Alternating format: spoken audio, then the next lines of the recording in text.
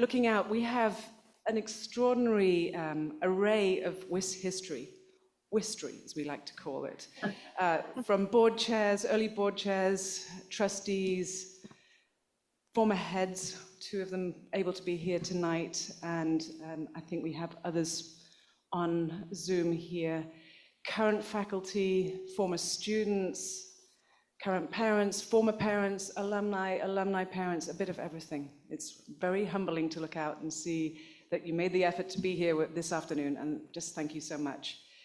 I'm Susanna Yemsby. I'm the current head of school, and I'm truly honored to be here. This is once in a lifetime in a school's history, right? We are here to celebrate the founder of our school, January the 19th, and we would never have imagined that this is how the day would go down, but somehow I think Dorothy might have played a part in that, throwing a challenge just to see how we might handle it, because she was a feisty thinker. I was fortunate enough to meet her on a handful of occasions after my appointment in 2018, and we invariably had tea together. The family knows this.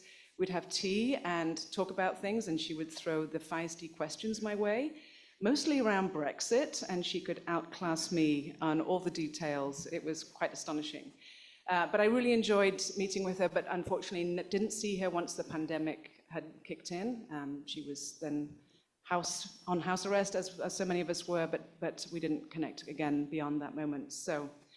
But I do have the privilege tonight of being the one to sort of help pull this together and thread the history together. And we have some wonderful people here who are going to speak a little bit about the school's history and Dorothy's part in it. Little did I know that I actually knew of part of Dorothy's work well before I knew her. I grew up in England, and we raised with the Witch magazine sitting on the table. And those of you who know anything about the Witch magazine, it was sort of like the US Consumer Reports. And I found out in reading one of the obituaries about Dorothy Goodman that she was actually the founder of the Witch magazine. And it's kind of remarkable because the Witch magazine was a staple on any little table in our house and was actually a little bit controversial, which I don't know if that's fitting or not, but I think it probably is. The Witch magazine, and I will confess that Wikipedia helped me with some details here, but was sort of famous for tackling some really interesting things early in the days. That what they would do is they would compare reports, and they would compare products. So it's sort of like Google reviews today, or maybe Yelp if it were a service. And way back in the history of Witch magazine, they were comparing contraceptives in the 1960s and paper dresses and all kinds of unusual items. So I sort of think of that, and I think of what I believe Dorothy had in terms of the spirit of creating Washington International School, and I think there was some of the flavor of that, thinking about the world a little bit differently even then. So I am going to introduce our first speaker tonight, and the first of our speakers is Cathia Stevenson. Cathia worked hand in hand with Dorothy from WIS's earliest days, and she has, over the years, she spent 50 years giving active service to the school. She retired from the WIS board in June 2016. Among Cathia's many legacies to the school was that she served as acting head from 1983 to 1985, and she oversaw the compilation and production of the first 40 years, which was a comprehensive history of WIS's founding and the expansion through 2006.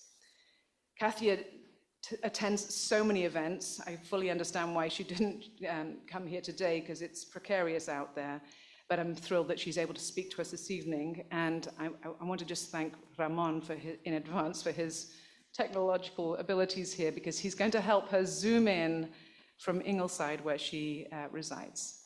Cathia Stevenson.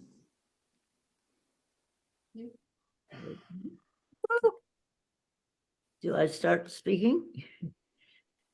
Can you hear me now? Yeah. Okay. We are honoring today a woman who was smart, visionary, steadfast, and fearless. And as my husband put it, she had a dream. She successfully called on 4 great institutions, which became essential to our roots.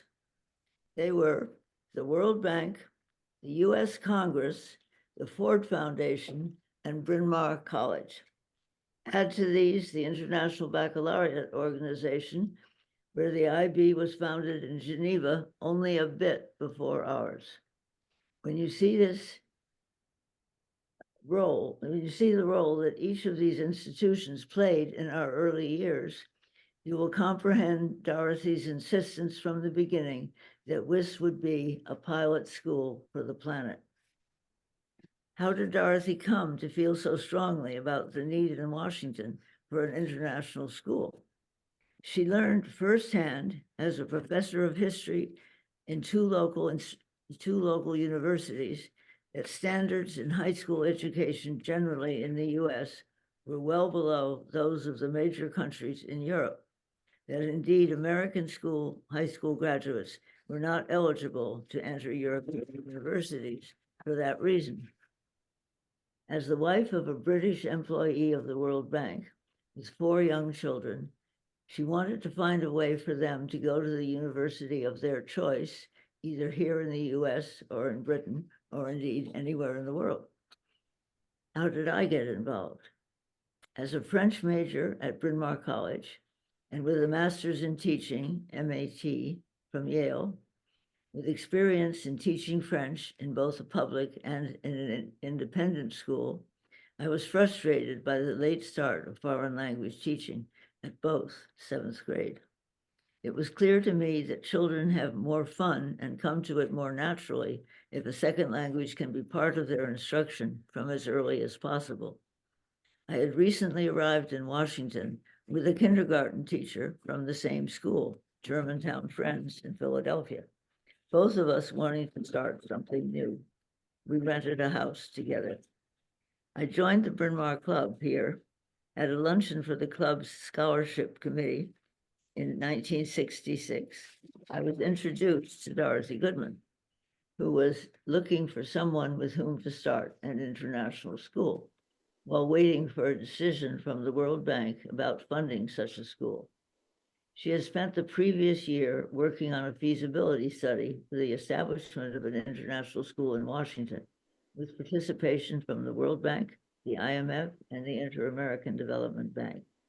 Her husband, Raymond, had procured for her committee an office with a secretary, an international phone line, a parking space, and the launching of a survey to World Bank employees with children under the age of 12 who might be interested in such a school. Consultants were called in from Europe. The World Bank's internal auditor provided estimates of costs, which makes interesting reading today. Dorothy was impatient to start the school and offered the basement of her house on Macomb Street for a nursery group. My roommate provided instruction in English. Somehow we hired a French teacher. I don't remember how. The house looked on to the Goodman estate. Dorothy stated firmly that the school belonged there. I was fascinated by the certainty with which she spoke about this and many things that eventually came to be. We moved that September into the Sunday school rooms of the Georgetown Lutheran Church with 4- and 5-year-olds, mostly drawn from the World Bank, and embassies receiving an announcement of the opening of the International Bilingual Primary School. Enrollment began to soar. A room in a Catholic church in Georgetown was secured for 3-year-olds. Dorothy's youngest, Cathia, here today, was enrolled. And also, I guess somebody who didn't accept. In the following year, a 3rd church was added for 7-year-olds, all locations with bilingual instruction. In 1969, the school put down its roots by obtaining a former DC public elementary school on Olive Street in Georgetown, paid for by an unusual grant of $500,000 from the Ford Foundation. The way this came about shows Dorothy at the top of her form. Involved were a congressman from Massachusetts. His name was Bradford Morse. I turn the page.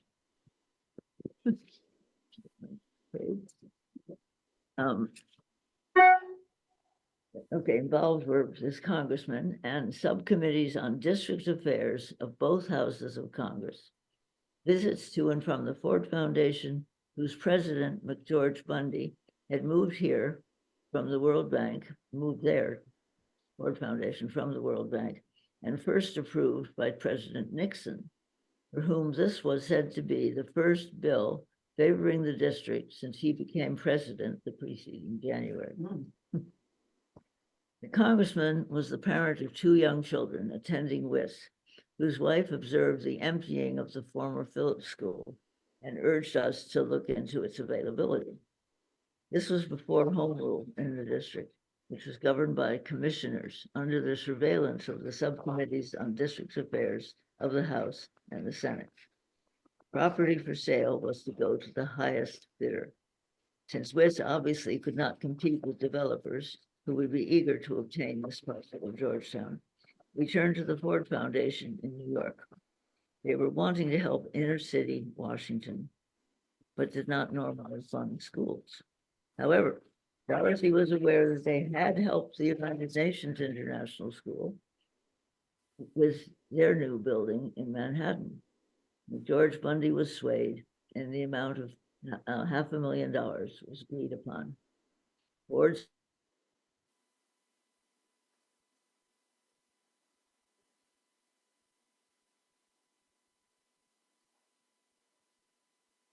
of our pupils on major financial aid.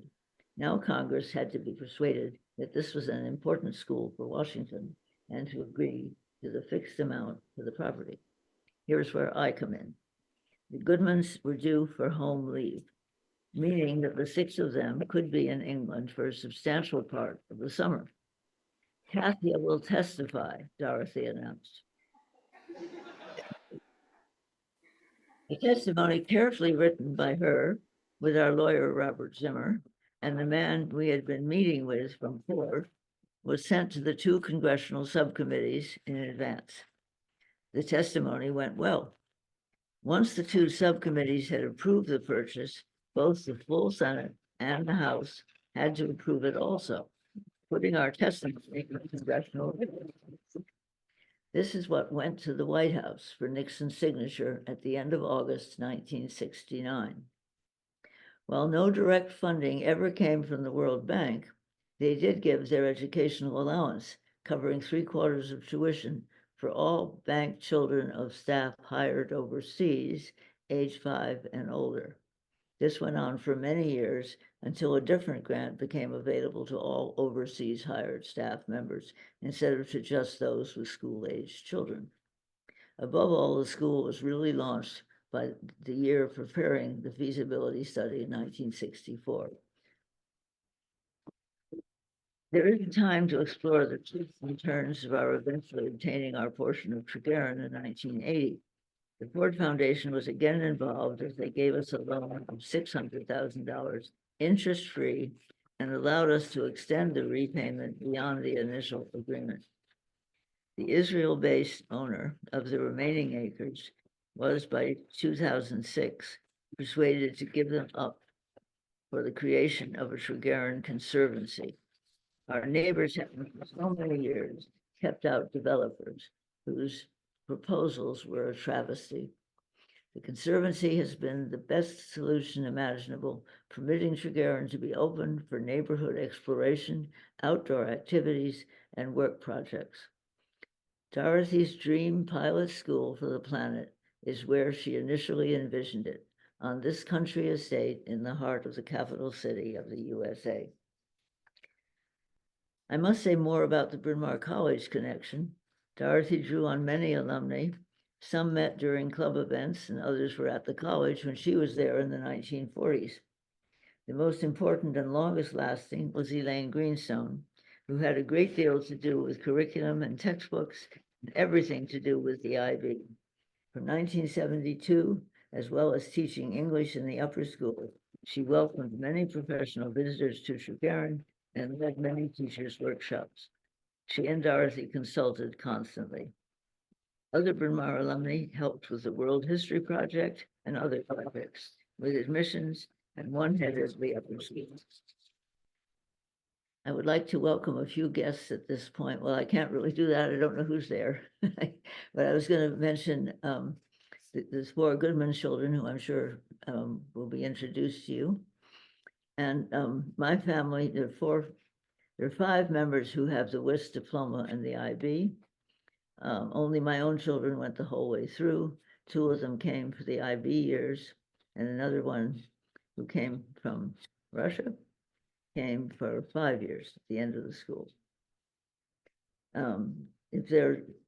Do introduce yourself if you can. Sylvia Wing Under, class of 82. She was my brother's daughter who came to live with us in order to go to the school for the IB.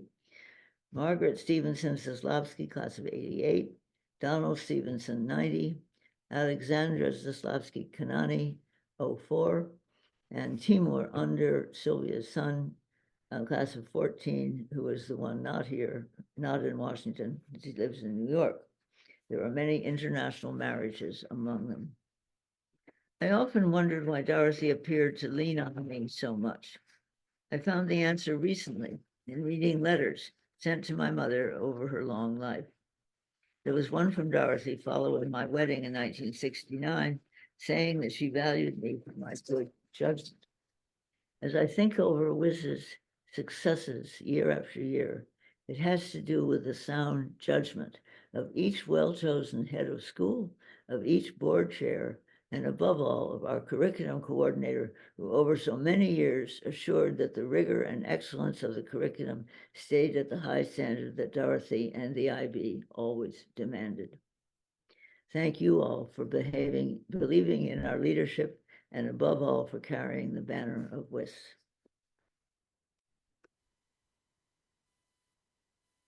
They're applauding, but I don't hear them. How can we hear them? Oh, bravo. Hey, bravo, Ellie. I suspect Cathia couldn't hear us clapping, but I hope she knows just how much her words meant. I always learn something new when I hear the history of the school told, and today is no surprise on that front. It's just all more details come out the more I listen. Next, I'd like to invite up Clayton Lewis, who's my predecessor, and actually a lot of the reason why I'm in my current position, because I remember him calling me one day and persuading me to throw my name in the hat. But Clayton served as the head of school from 2007 till 2018 and has actually the honor of being the longest serving head at WIS. And just thrilled that he could be here today to speak about Dorothy.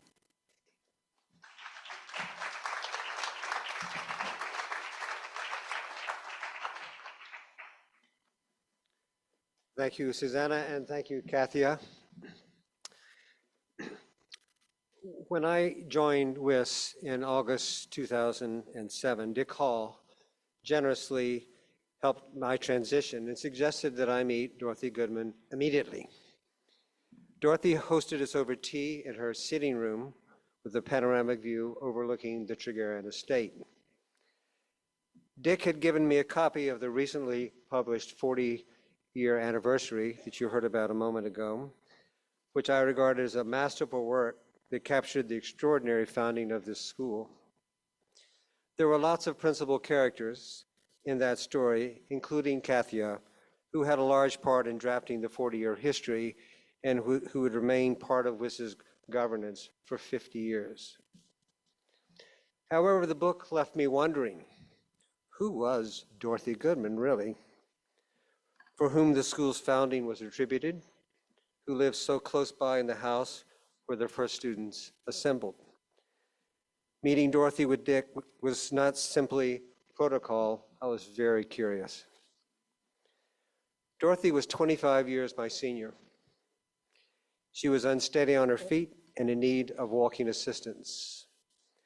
However, that was insignificant compared to my immediate impression of her intellect and perceptiveness as she sized me up.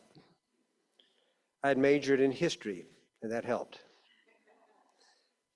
That visit would be the first of many over the next 11 years. Typically, we had afternoon tea, and Ray would often join us.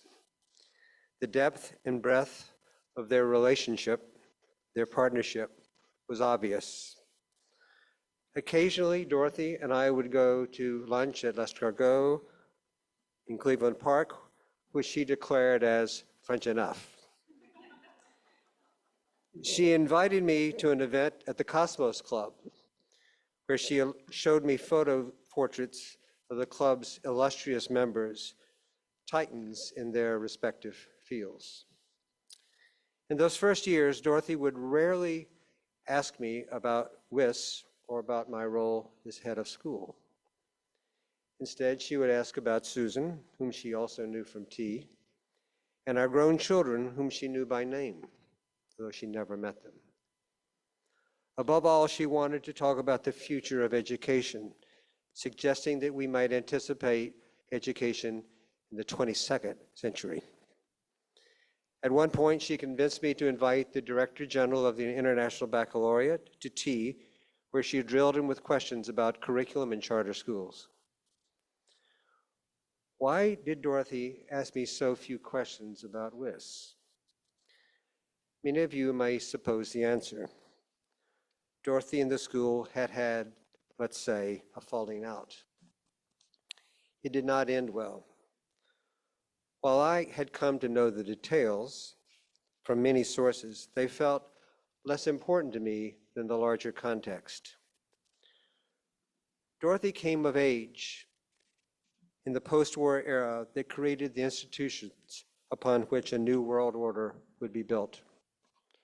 All those institutions were the work of many important contributors. But if you dig into their histories, none of these institutions would have been possible without the vision and perseverance of key individuals. They were the visionaries who looked into the future and saw new paths that others didn't see or wouldn't take, and who pushed courageously against adversity. Dorothy was a visionary. She envisioned a different kind of school, not like the post-war international schools around the world built upon national models, not like the well-established private schools in Washington, not like the segregated public schools, and not like the monolithic, monolingual schools that characterized all of the above. Rather, she saw schools as the way to create a different world. What she called her pilot school for the planet was, of course, about WIS, but it was every bit as much about the planet. Her vision embraced the fledgling International Baccalaureate, and she thrust herself in the midst of global conversations, determined to take North America into the IB, and what a success story that would prove to be.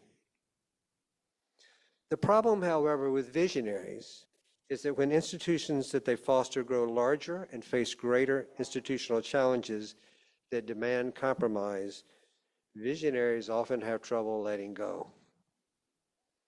Such was Dorothy.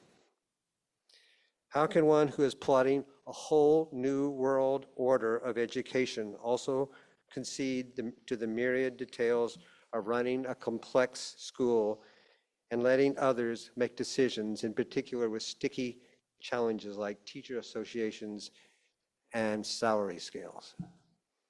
The conflict became untenable, and Dorothy left. Many years would pass, and as the school continued to grow from strength to strength, built upon a very firm foundation. In the winters, when I had tea in Dorothy's sitting room, I would look out past the bare trees to a spectacular view of the mansion and understand that Dorothy could feel no complete separation. The 40th anniversary in 2006 had laid the groundwork for reconciliation. She attended a few events at the school. In time, Dorothy began to speak to me about her WIS years. It became clear that her legacy had to be singularly honored. In 2010, the Board of Trustees, led by Kathleen Alexander, took the initiative with a resolution. In recognition of Dorothy Goodman's role as founder of the Washington International School, and in honor of her lasting influence on the school's program and character, the Board of Trustees hereby declares that the current terrace room located in the mansion will be renamed the Goodman Room. The naming ceremony that year brought Dorothy together with many of those persons with whom she had forged the school. In 2016, Dorothy attended WIS's 50th anniversary gala, along with all of her successors as head of school and her family. It was for her, I believe, a moment of deep contentment, richly deserved. Thousands of former WIS students populate our world. And however long their tenure, each was impacted by Dorothy's vision, and our planet is the better for it. They are joined by hundreds of thousands across North America who have attended IB schools. In 2018, Dorothy sent a letter to the mayor's agent in support of our efforts to build a new Science Plus building. There she stated, and I quote, "Over the last decade, I have watched other schools catch up to the idea of educating global citizens. I am proud of the fact that WIS remains the leader in this crucial endeavor." Thank you.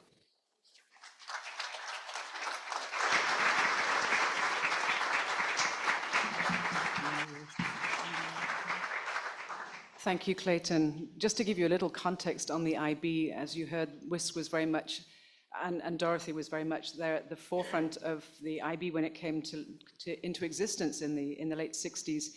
There are approximately 6,000 IB schools in existence today. WIS is chronologically number 21, so we were right there at the outset. And my own experience about the conversation of the pilot school for the planet with Dorothy was, she said, "Susanna, if there's one thing I got completely wrong, we should never have done French and Spanish. It should have been Arabic and Chinese. Can you fix that?" I think I begged off and just drank some tea at that point. Next, I'm very excited to introduce Helen, who is one of Dorothy's grandchildren, and she carries with her the Bryn Mawr connection here. I was very fortunate to be at a family celebration of Dorothy's life some weeks ago, and Helen, in the middle of the dinner, sort of stood up and went to the front of the room and opened her mouth and sang. She sang a cappella that night, and I tell you, it was a moment. We'd just been chatting, she didn't warm up, she sort of just put her fork and knife down, just went and sang. And I think there's no knife and fork involved right now, but she is about to stand up and sing. And I think Dorothy would find this very fitting. She's going to be accompanied by a current WIS student. Nico Watts is in grade 10. Just to give you a little bit of context for this, when Helen said that she would like to sing Nuit des Étoiles, it's a Debussy rendition. We gave the music to Nico 4 days ago, and he said, "Sure, I'm in." Oh, he's saying a week, I think, if I'm lip reading well. He agreed to do it, and I heard that they had met at least an hour ago. So let's enjoy some beautiful music. Thank you, Helen and Nico.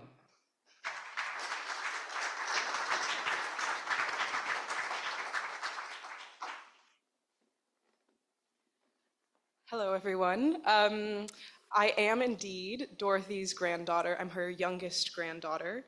And since her passing, I have had the privilege of hearing a number of stories and accounts of her life that not only taught me about her life, but also my relationship with her. Something that has seemed intrinsic in my life is a love of languages passed on by my parents and seemingly my sisters. But it's been very clear from those stories that the start of that love was certainly from my grandmother. I started taking Spanish at a public school in Indiana for quite a few years, which perhaps was not as rigorous an education as you'd receive at WIS, but it did me well. And then once I started at Bryn Mawr College, I got a little bored, so I switched to French.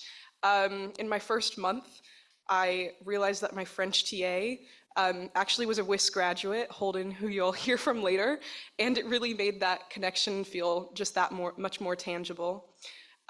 So today I will be singing Nuit d'étoiles by Debussy, And thank you so much to Nico, who, let's just say I was not as good at piano as he was when I was in 10th grade.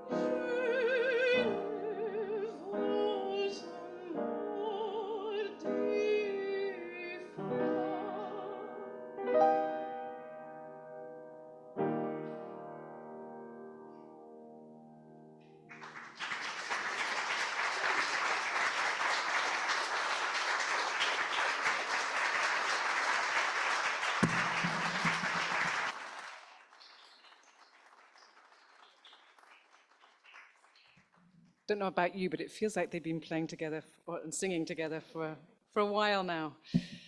Esther, I'm going to bring you up next, and I'll confess I know Esther of all the people presenting today, the least. So I stand to learn quite a bit from her story today about her connection to Dorothy.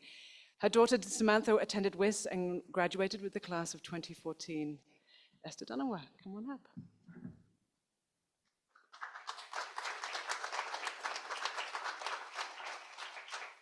Thank you for applauding, even though some of you had my daughter in your classes. Before I say anything, Dorothy meant a whole lot to me and I miss her very much. But before I say anything about Dorothy, I just want to thank those of you who organized and persisted with this occasion today. It represents very much what Dorothy was, very persistent, and with the snow and everything else. So to Ms. Gemsby and Kimberly and all of you who sent out these emails about what we were going to do or probably not going to do, and then we're all here today.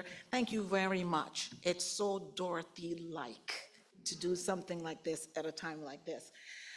I met Dorothy during a time of transition for her. Wasn't a very happy time for her. And I am so glad to be able to have lived and to have known her to the point where the thing that saddened her most came full circle, and she became very happy again about what Wiz was. And I want to take the time today to thank Clayton for leading that effort. I think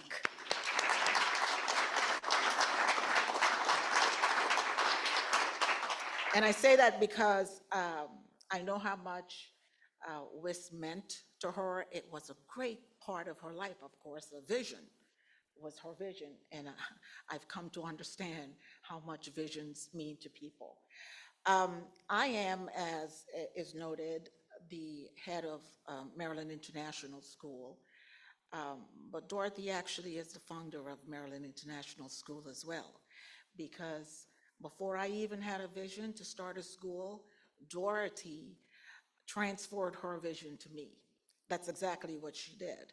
And she did it in a way that I didn't even understand what she was doing. The only thing I know is that I had kids and I wanted them to be educated well. I wanted them to be bilingual. And so in 1996, I had a baby, I had a little girl, and it changed the trajectory of our lives, my husband and I. But then I started to look for schools for Samantha, and it would occur to me that if I'm looking for the best school in the area, of course, we lived in Maryland, I would eventually, no, not eventually, the first school I would look at would be WIS. That today is still the case. Now, I started looking at WIS, and then I wanted to meet the founder, the head of school. I realized that that she was no longer there, but she was at a charter school because she was continuing her vision. So I went to a charter school fair, and I timidly walked up to Dorothy and introduced myself, and I let her know that I had Samantha in tow, but I was also carrying another child. I had just had another child. This was 1999 or maybe 2000. She seemed very interested in speaking to, and developed really quickly a rapport with what was a feisty child Samantha was at that time. I kept in touch with her, or more like she kept in touch with me. I would be at work and Dorothy would call me and wanting to meet. I didn't at the time know what she had in mind, but what she had in mind was while I was looking for the best school to send my child to, she wanted to make sure that I started the best school to send my child to. I didn't understand that at the time. But I really liked her. I really liked her vision. I really liked the way that she would describe to me her thoughts on education. And, you know, she had a little Brit in her. She married a Brit, but initially I had never met an American like her. She indicated to me, and I was born in a little British country called Guyana. At the time, they were British. But she indicated to me that her very first graduate at WIS came from Guyana. His name was Andrew Mann, and she talked a lot about her. And I think I was really lucky because I happened to come from Guyana. I was always telling my mom, I'm really afraid that this woman would ask me about Guyana because I left so young. I don't know anything about Guyana. But she indicated that it's a place she'd love to visit, and I'm not sure she thought that I would accompany her to Guyana. But by that time, Dorothy was starting to be unstable on her feet. But I found that when she talked to me about raising my kids, the things that I should and should be doing, drawing from her own experience, I found there were nuggets of gold. She invited or insisted that I bring the kids over to swim.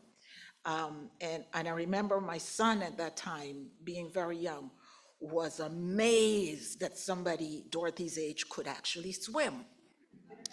He was afraid of water. Of course, he was maybe 2, 3 years old at the time. And it aggravated his father greatly that he was afraid of a thing like water. Dorothy understood that, and she had him in the pool with her. And I looked at that and I thought, wow, this is somebody who has the kind of nurture, and I wish that I was around to see her with kids in a classroom and helping them learn. She quickly pushed, and we got the school started. I took a sabbatical from my job, politics. I worked as an economist in the Clinton White House, and there was crisis going on there, and it was a good time for me to take a sabbatical. And that's all I thought I was doing.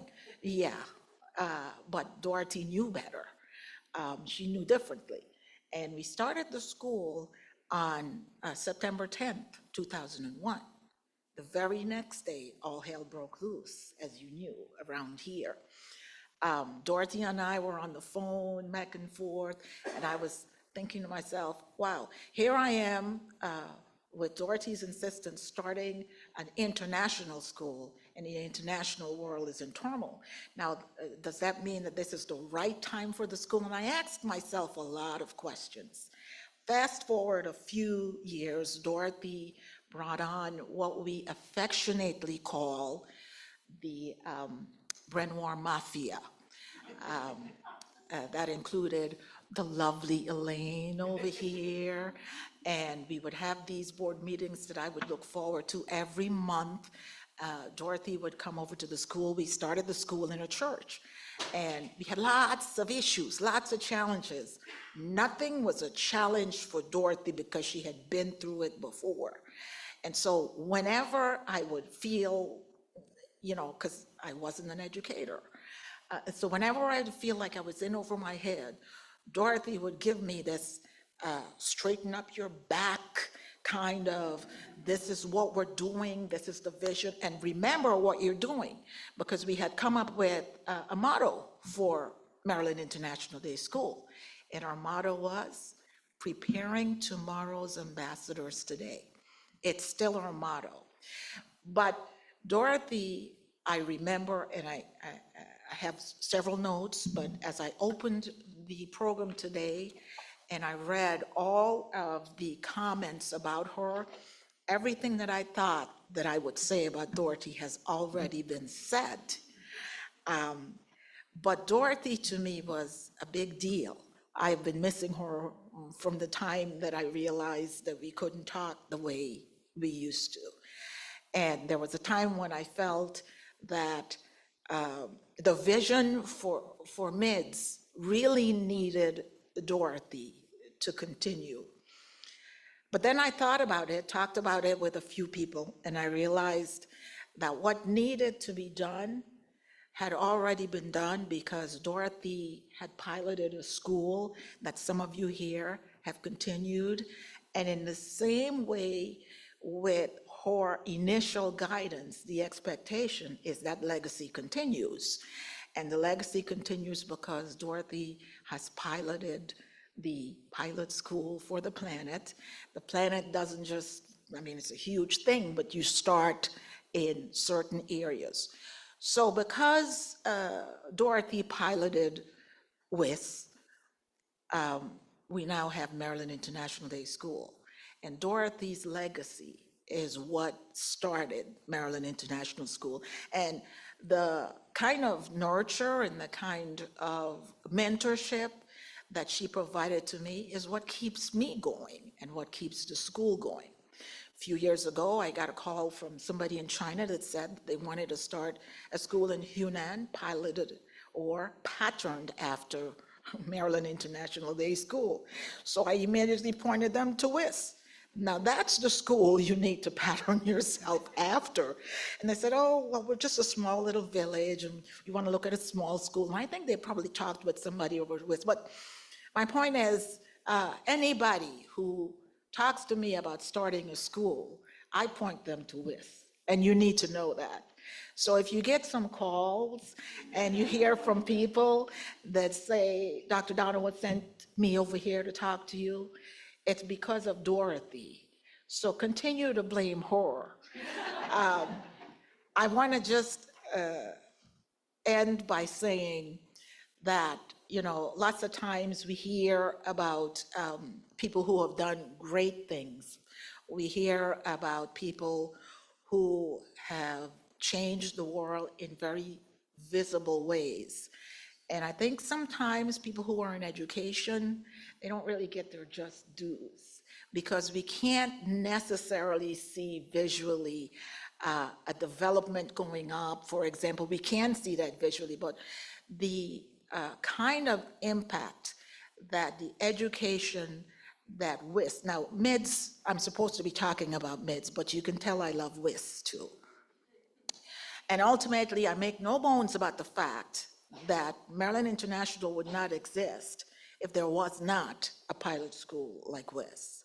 And so I want to thank you guys. I want to thank you, Susan, and the other leaders of WIS for keeping that standard high. You've got other schools that are looking at you and looking at your leadership. And Dorothy has had such an impact and made such a difference. I am so honored to be here to talk about her because not only did she mean a lot to me, but I know several people around the planet that the pilot of the pilot school for the planet has planted on the planet, and her legacy continues. Thank you.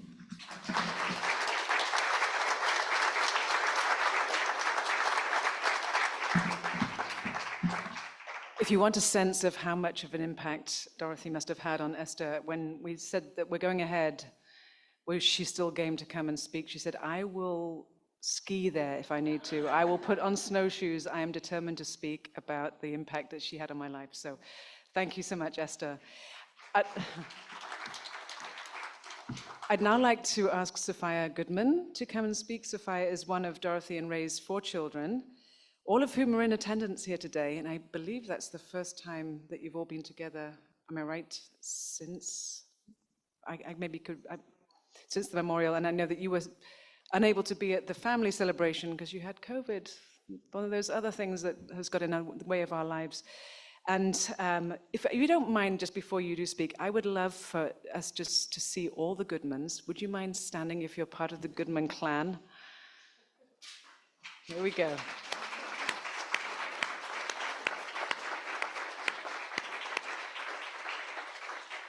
I think I'm right in saying that this is the first time any of them have actually stepped foot on the primary school campus. So although we were frustrated not to be able to celebrate at Tregowan, which is sort of the obvious home being there on Macomb Street, I actually think this is quite fitting because you get to see that 3-year-olds and onwards are impacted, 450 of them every day when we have school in person on this campus, but we're just so thrilled that you got to experience a little bit of the impact here in the Burleith, Georgetown campus.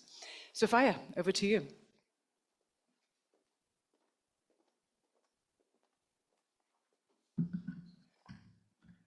Many thanks, Susanna, and also to Kimberly for arranging and rearranging this very special Founders Day and for including so many of Dory's family.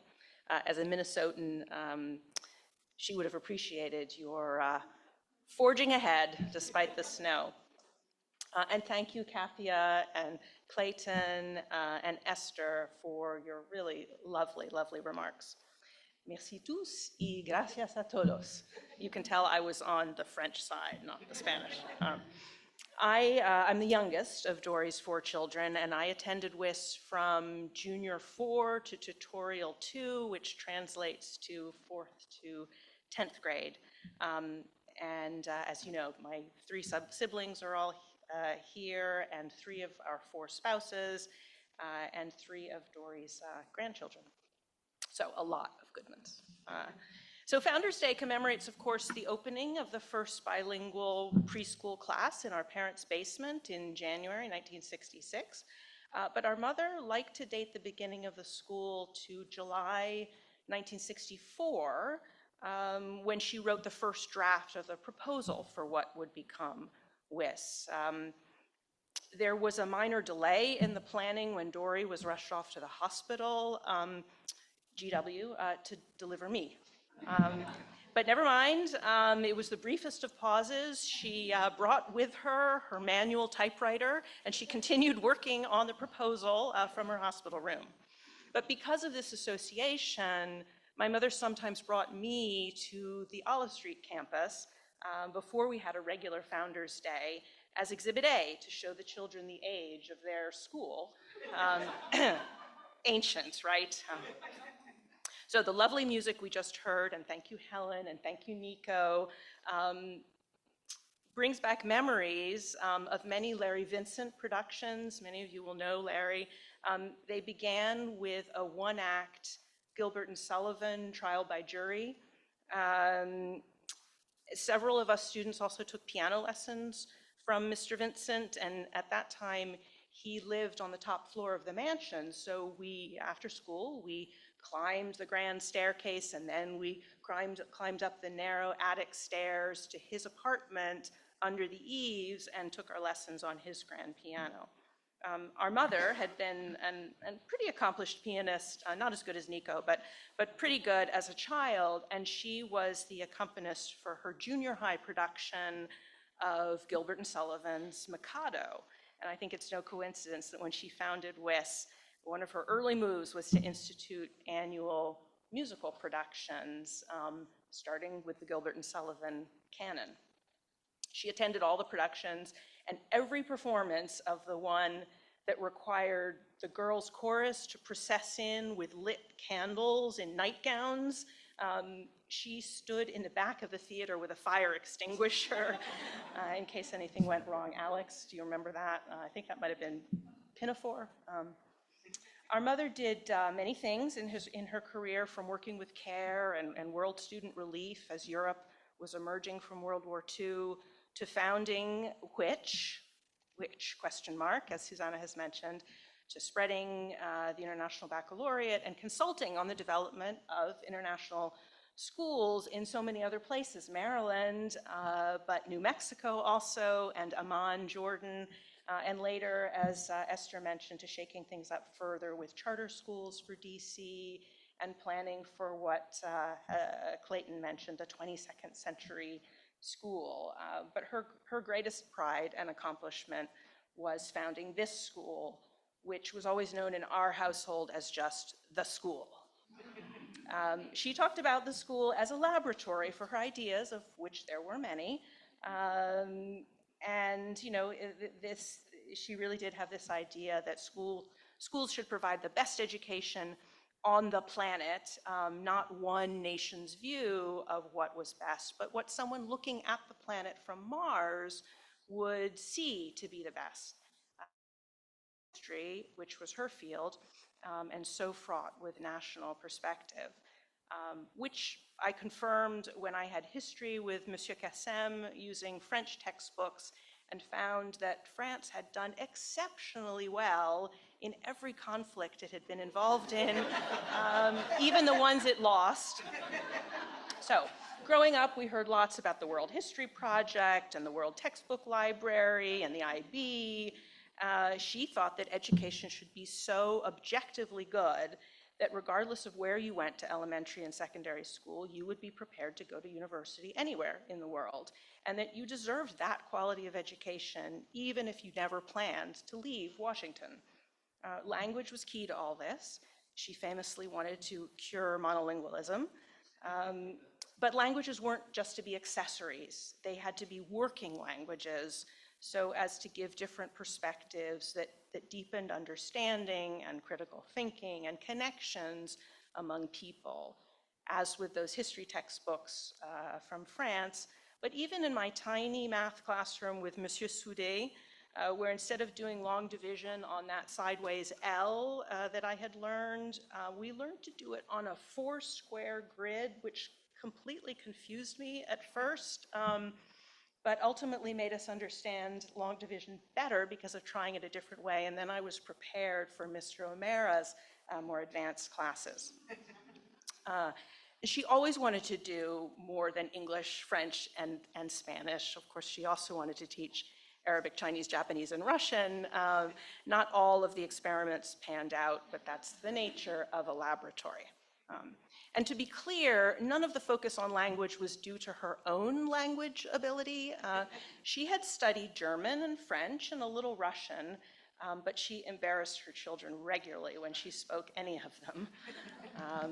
And her interest in the school was not all about curriculum. She was deeply interested in and immensely proud of the people she brought together, the dedicated teachers and the families who were willing to take a leap of faith with her and join her in this experiment.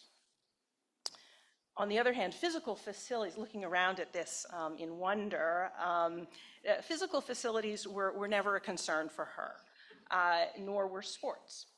At the beginning, the only adaptation to our old house basement was to splash a bit of colorful paint on one wall and install a tiny low sink so the children could wash their hands and their paintbrushes.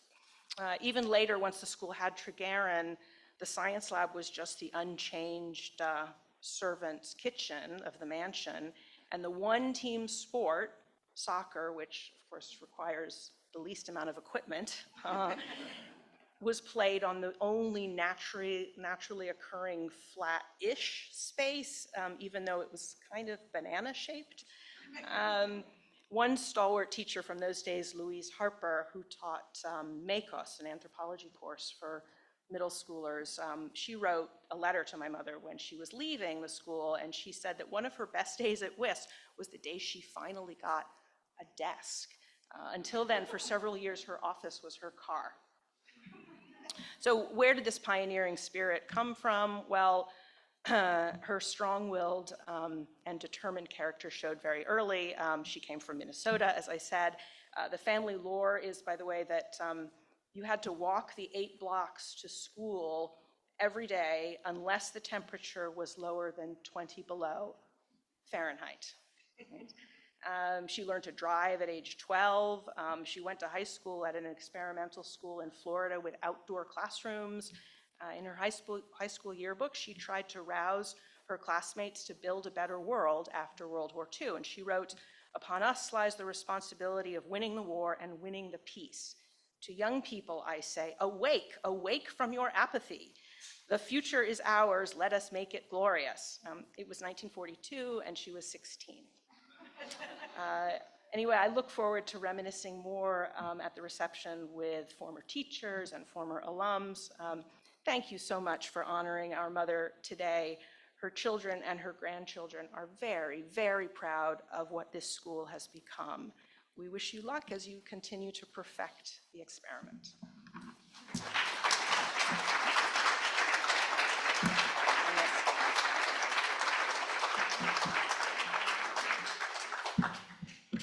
Thank you so much, Sophia.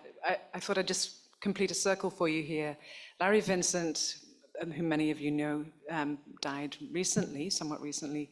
His piano is back at the school. He gifted it to the school, and so it's in one of the music rooms, and it's actually poised to be moved into the brand new building when we open that in the fall of 2025. So I've played a couple of duets with Larry on that piano, and we had a martini or two at the piano too, I will confess. But music was very important, I know, to him and to the school at that time. So it's nice that it's back at WIS. Finally, one of the Bryn Mawr Mafia, now that I've heard that that's a phrase, we have Holden Davidian, who graduated in my time at WIS. Very exciting. And I remember the moment when Holden told me that she had been accepted to Bryn Mawr. And I said, "Do you know that the founder of the school went to Bryn Mawr?" And at that point, I don't believe you did know that. And she's big eyes. And so I think, I like to think that was a moment where she realized it was somehow written in the stars, Nuit d'étoiles, and somehow she needed to go to Bryn Mawr and live on the legacy of strong women that have left WIS, come from Bryn Mawr, gone to WIS, or vice versa. Let's round it out with you, Holden. Come on and share your thoughts.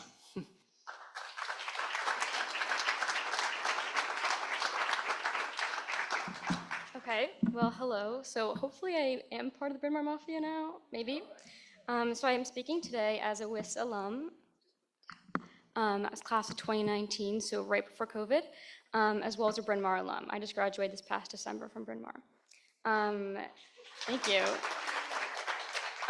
So Dorothy shaped my life in many profound ways, although I never really got the chance to meet her. I was a WIS lifer, so I started at age 3 and finished when I was 18. I did all the traditional WIS things, you know, the rites of passage, becoming fluent in a language, French, participating in the PIP program here at the lower school, graduating up to Tregaron, taking a long-awaited trip in 8th grade to France or Spain. I went to France. Preparing for taking the IB exams, something I don't think I've recovered from yet. And I did the musicals, I made friends, I bonded with my teachers, and I'm really proud to be a WIS lifer, a WIS alum. So after 15 years at WIS, something very profoundly, almost spiritual, transcendental happened to me. You know, I was really in the heart of the stress of the IB, applying to college, figuring out what I was going to do next and how I was going to leave this place, the only really community I had ever known, which was WIS. And I had my eyes set on Bryn Mawr, which was a small women's school in Pennsylvania. Not many people knew about it, but I knew it had a phenomenal French program. I knew I wanted to major in French. So I applied, early decision, so that binding contract. And the day after I received my acceptance, I was walking right past the Goodman room in the mansion at Tregaron, and Miss Yamsby stopped me and was like, "Holden, congratulations on Bryn Mawr. Did you know that Dorothy Goodman went there?" And I was like shocked. I was like, what? No one knows about Bryn Mawr really at WIS, and this really full circle moment. And I was really touched and really stunned. And it was like the first moment where I felt like my life made sense. Like I had no idea what I was gonna do. I was scared to leave WIS, scared to start college, but I was like, oh, I can do it. Like, that's fine. And I actually ended up telling this story to Helen at Bryn Mawr. I was her French TA, and we also worked as tour guides together in admissions. And just goes to show, I guess, our love for Bryn Mawr that's been passed down. Dorothy really was a vision for WIS students. We knew her name, we memorized her portrait that's in Goodman, the Goodman room, I can still see it. She really represented what WIS started out as and what it has always been, a tight-knit community founded on difference and appreciation for what we don't yet know, and in recognition that the world is much bigger than us, than DC, than the school. In the moments where I felt really overwhelmed by WIS's academic, or the rigor of the academics, and by the stressors of middle school friendships and growing up, Dorothy and her mission for WIS proved to be a guiding light. She represented humility, intellect, and passion. So when Miss Yamsby told me of this really magical connection between WIS and Bryn Mawr, it really gave me a lot of purpose. WIS shaped who I am as a person, as a student, as a friend. And this community didn't have to dissolve when I graduated. I didn't have to leave WIS behind because I could take it with me when I went to Bryn Mawr. And like I really reflect on the fact that like what a gift to spend 4 years at a place that a woman attended that really shaped my life and my education. Meeting Helen at Bryn Mawr was also a gift. Yes, like I said, we worked as tour guides, but as we've also established, I was her French TA, and I think I cried after that TA session when I found that out, because you came to class first and we talked about just small talk, and we were tour guides, and she asked me where I was from. I said DC. She's like, oh, I have some family, in DC. And I was like, oh, okay, cool. She asked me, what school do you go to? And I was like, okay, she's not going to know WIS. She might know the big public school in the area, but maybe not WIS. So I told her. She's like, oh, my grandmother founded that. It was insane. But I really reflect on the fact that I helped transmit the gift that I was given at WIS to someone in Dorothy's family, which has been really special. And they actually pursued both my bachelor's and master's in French at Bryn Mawr. So I received those 2 degrees simultaneously. And I hope Dorothy would approve of that. But the promotion of language acquisition hasn't been the only point of connection that I've noticed between Bryn Mawr and WIS. I've recognized deep similarities between the values that Dorothy established at WIS and the qualities of a Bryn Mawr student. WIS is a vessel for independent thought, critical thinking, the questions, not only why, but how. How has this changed? What does this mean for the future? Curiosity, analysis, reflection. Not just what do we think, but how do we think? Can how we think change? How do we maintain our sense of self while connecting with others and their differences? In every aspect of the school, WIS has promoted reflection and connection, whether it's in the classroom, on a field trip, during rehearsal for a musical, playing a soccer match. Knowledge and reflection is at the heart of WIS. What do I think about this random artifact we found at the Smithsonian, I went there probably 40 million times in the primary school. What do you think about the artifact, and how can we make connection among our differing opinions?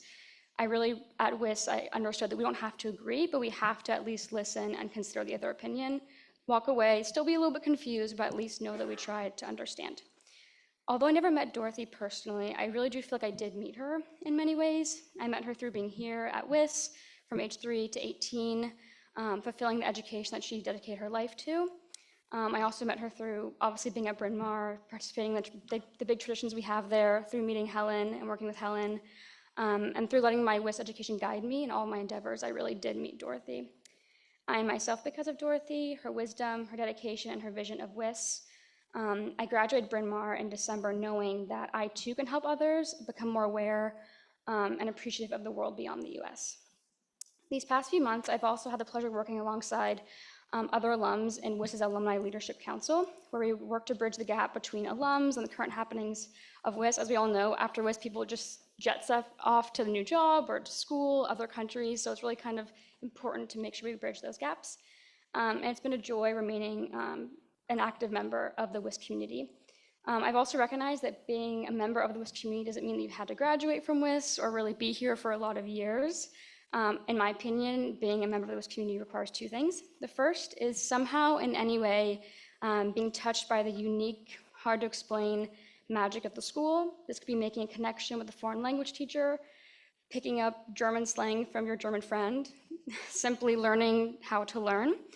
And second is knowing that WIS is special, but that the world is much bigger than WIS. Whether a student is here again as a lifer or just a few years, WIS students use their education as a launching pad to move on and out into the world. We don't forget WIS, we just take it with us as we move on.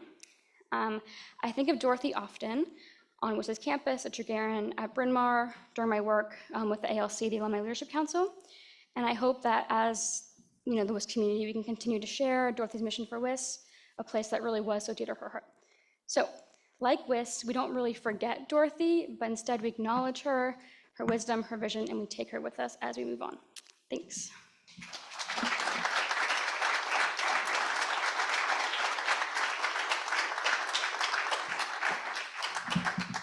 You can always leave it to an alum to beautifully articulate the education of the school. Holden is one of 5,318 alumni. So if you think about them spread around, I think, 77 countries in the world, we're making our mark, or at least Dorothy is spreading her legacy, so it's pretty impressive. We're going to just share one last brief video, a few people who were not able to be in attendance, and actually Elaine, who is in attendance, is included in the video, but everybody else, I believe, was unable to attend, and so we've been able to capture them here. Sadly, the one person that was mentioned, Andre Mann, our Guyanese first diploma recipient, was going to submit, and somehow it didn't come to pass, but he's very active in the alum community. So here we go, and then after that, we'll just retire outside. There's some nibbles, and we can raise a glass and mingle with one another. Thank you. Thank you, Dorothy. 1, 2, 3. Thank you, Dorothy. 1, 2, 3.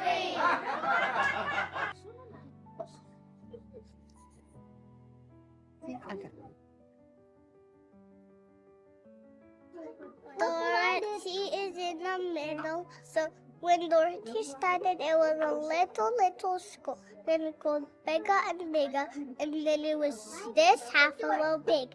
And then when she built it all up, it was this big, and then people loved it so much. C'est cette dame, Madame Goodman, qui a inventé, qui a créé, qui a commencé notre école. Merci, Dorothy! Class is Dorothy. Gracias, Dorothy!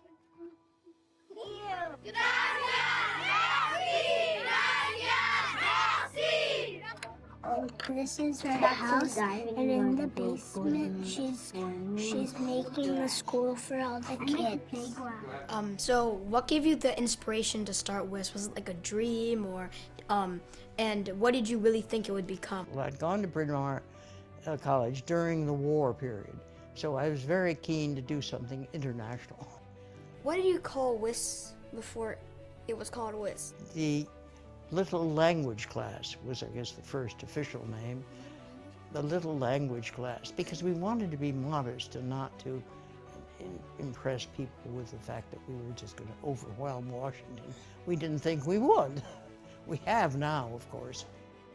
So how did you feel when you started? Were you confident? Well, I knew that it would work for this little language class, but whether we could do everything up to university entrance, I didn't know. Can you take me through the timeline of starting in your basement to getting to Tregaron?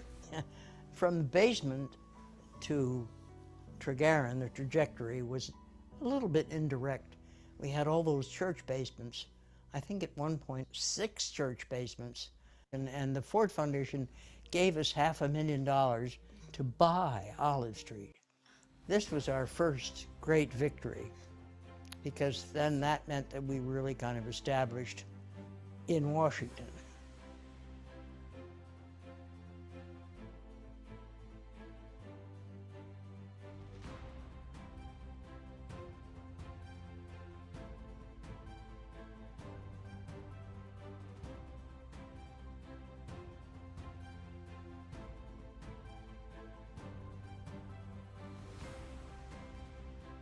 Dory Goodman, I think she has a mind like a steel trap. She's 90, and this woman can still, you know, take you on in a good argument and tell you how you should be thinking about this or that or the other. She's amazing. She's an amazing motivator of people. Back in the day, she couldn't stand me chewing gum. I used to chomp on gum a lot, going from class to class. It used to bother her. She never told me this until years and years afterwards when she was long gone. You know, Amara, the only thing I disliked about you was your gum chewing. Dorothy Brockles Goodman was teacher to the world, of educating for understanding, which obviously leads to cooperation and peace. I personally celebrated her as friend and teacher to me, and as both visionary and effector of the broadest scope of education worldwide. The breadth of her influence is in a way infinite, stretching from happenings internationally through decades past and going in many directions currently and through years ahead. We laugh fondly about her passionate aims to work on education for the 22nd century, but already her scholarly efforts have contributed to that. I have been witness to, and often collaborator on, her leading and learned consultation on the development of the International Baccalaureate. To her fights in that theater and through other educational institutions for the teaching of all cultures' histories. To her missions for the study by children of multiple languages and for their learning in all disciplines through more than one language. To her research into the biological and intellectual effects of multilingualism and subsequently the dissemination of that knowledge. Witness to her emphasis on the significance of writing for classes in every discipline, be it history or science, mathematics or geography. To her advancing the collection of textbooks published in many countries on 5 continents, and her pursuing their use in our WIS classes.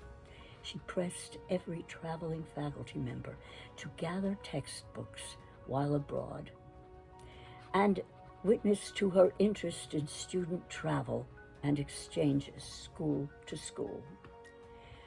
Once we had chosen the infant International Baccalaureate as our school's program, Dory successfully encouraged all of us teachers to become contributors to this developing IB as consultants on curriculum, on criteria for marking, on examinations, and as examiners. Of course, there is the primary school campus, and this now further growing glorious campus in her own old backyard. All this seated in her nearby basement, or rather, in her incomparable, ever-influential imagination. May her memory continue to be a blessing. We are extremely sorry for the passing of Mrs. Goodman. I know for her efforts and everything, that's where Washington International School all started. So we hope God will help her, let her soul rest in peace. I pray that wherever Mrs. Goodman is today, let her rest in peace. Hello, WIS family. What an honor to pay tribute to Dr. Goodman. I'm here with my daughter, Sia, and we would just like to say thank you to a real, genuine pioneer whose impact on the lives of all of us as a WIS community and our family is felt very, very deeply. Few memories. I remember smocks back when I was in, I think, the 5th or 6th grade. Mine was purple from Switzerland. I remember all whites on field day, and I remember World Bank dances.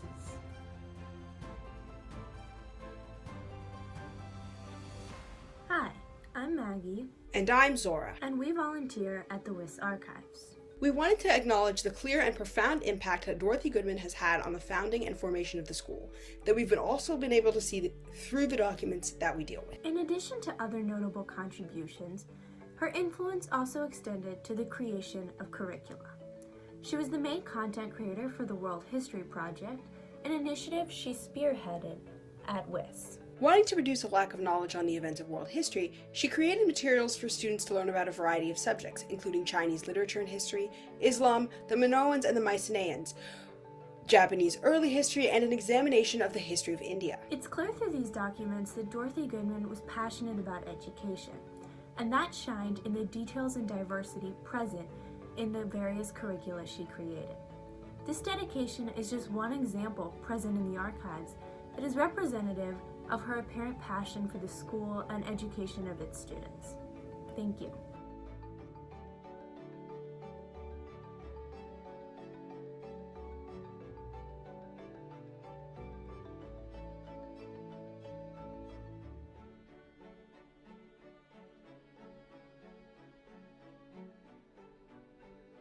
Gracias, Dorothy. Merci, Dorothy. Gracias, Dorothy. Merci, Dorothy. Thank you, Dorothy. Gracias, Dorothy. Merci, Dorothy. Merci, Dorothy. Goodman. Gracias, Dorothy.